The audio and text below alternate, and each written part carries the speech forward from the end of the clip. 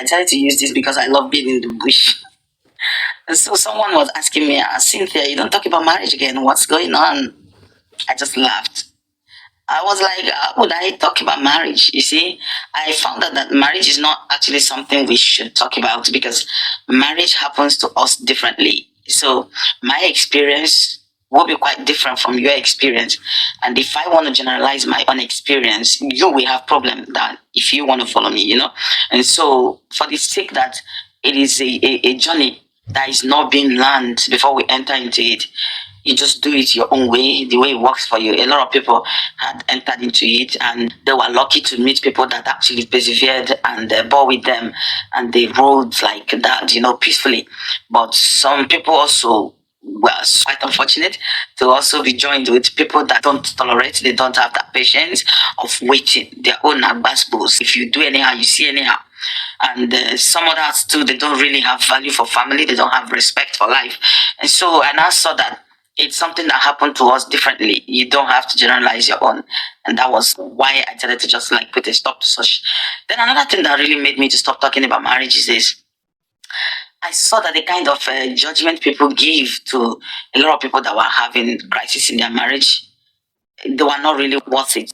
So if you bring your marital problem to social media, you will confuse yourself more. And so as human, just find something that would make you happy and live a happy life, because I don't believe you were created in this world to be locked for another. All right, we are all given opportunity to come and be happy and enjoy this life. So if you get to a place you're completely locked out of life and you're being treated as if you're worth nothing, I don't think it's worth being there. Yes.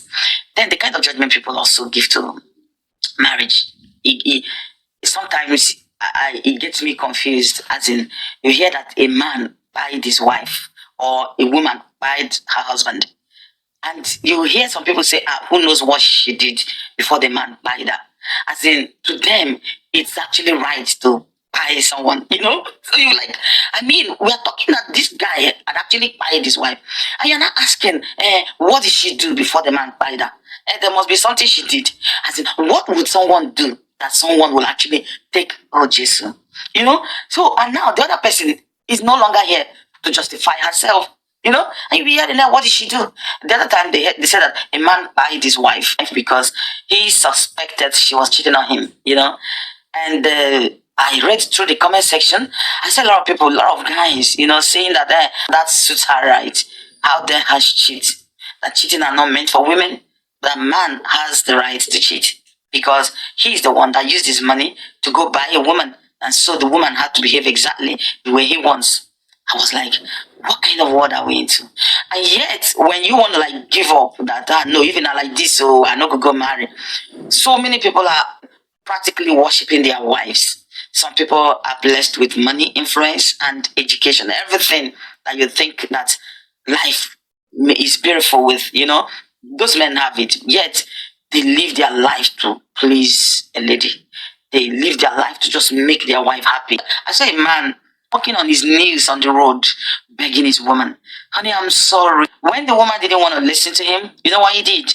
He knelt on the road in the public shouting, please, Ward, help me beg my wife. I offended her and I am sorry for doing that. Please, Ward, beg her. If she forgives me and I do anything again to offend her, please, I want the entire world to wage war against me. And you now wonder, that man has influence, he has money, he has everything that will make this life beautiful. Everything that would even make him to maltreat a woman. But no, look at him, doing to a lady as if that lady is the only woman in the world. As some men were like, is she the only woman in the world? Hey, if she doesn't forgive you, kick her off and get someone else. So I was reading through comment section. I saw when some men were like, how can you do this in public? In fact, a disappointment to the world of men. Is she the only woman? If she doesn't want, again, kick her off and get someone else. Some people don't really value relationship. Okay, I was watching Two-Face the other day. Tears started just dripping down my eyes. I just looked at his toes, his nails, looking so unkempt. I was like, is this our legend? Is this our Two-Face that we hold so dear, respect so much? As in, going out, I can remember when I went for Afrima, when I met Two-Face, I practically adored him because he was a legend that commanded respect. I was watching him the other day. He was just looking like, I don't know, that guy needs help. Now he left Annie to this lady because he needed a peace of mind. I don't even know if he actually had that peace of mind as he stands now. So there are some certain things you can change. You just allow things to roll naturally. Marriage is not something we should talk about because it happens to us differently. And talk from now to eternity. It won't change for some people because some people don't have conscience. Some people don't have respect. Some people feel that if they spend money to marry a wife, they've actually bought the woman. So a lot of people actually learn in a hard way, like VDM always talk. You will learn in a hard way. So many women now are like breadwinners, making sure that they secure the life of their children because I mean, the man is nowhere to be found. What will you do? There is nothing you can do. So the thing is, I've actually learned to allow things flow naturally for the sake of your life. Because if you get the proper and leave this earth, the earth will continue. And some other people will come into the life of your children and maltreat their own life off. You see? So what you cannot change, let it flow. But I advise women, if you are at a place you know that your grave had already been dug, open mouth like this, waiting for you to enter, and you want to stay down till you enter there, it is foolishness. It is only Atoro that we know that this place is danger. Is people said. I don't think normal human being that is being created in the image of God and after his likeness will see where his or her life will end and they will still stay there. For what? You were single before you got married. You didn't end that time.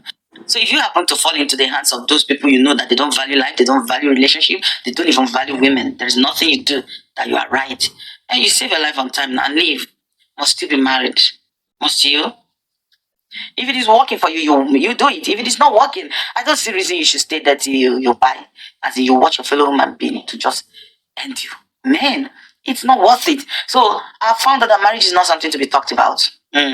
Yes, because you are wearing the shoe. You know when it is tolerable. You know when you're gradually going to the other side, whether you should stay or not. It's not something to advise anyone on. Because if you advise anyone either to leave his or her marriage, if he later goes and he didn't find it funny, he will blame you. But our Igbo people say, "Abisimu omolako." So let them learn in a hard way. All those ones that say a lady that was saying, you see all these women and all those men that would just be talking about what their man did to them or what their woman did to them, just run from them, they're bad. I laughed. I was just like, I pray your story wouldn't change because anyone that gets it right always think it was because they were good or they were made that way or life is just naturally like that. That nobody gets it differently. That's life. So everybody gives advice or talks based on what is happening around him or her. So allow things flow naturally. What you can't change, allow it flow. But don't stay at a place you know that is not really safe for you. That's my candid advice. If you know that that place you are is not safe for you, find a way to secure your life first and secure the life of your children if kids are already there. Don't just stay and fold your hands and watch your fellow human being remove you from this beautiful world. The world is a beautiful one, I pray our marriage will be happy. Lonely life is not the best.